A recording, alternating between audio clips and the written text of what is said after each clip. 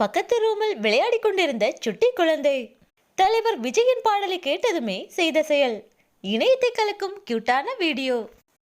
தமிழ் சினிமாவிலேயே குழந்தைகளை அதிகம் கவரும் நடிகர் என்றால் அது தலைவர் விஜய் மட்டுமே.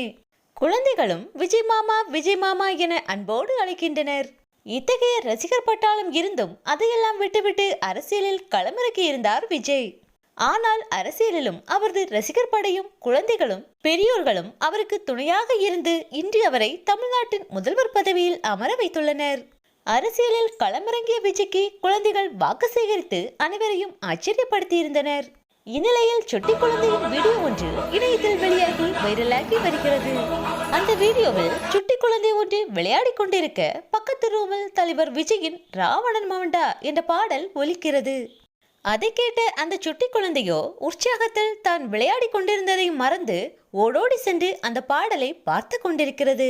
குழந்தைகள் கூட விரும்பும் ஒரே நடிகர் தலைவர் விஜய் மட்டுமே. குழந்தையின் இந்த கியூட்டான வீடியோ இணையத்தில் பலரையும் கவர்ந்துள்ளது.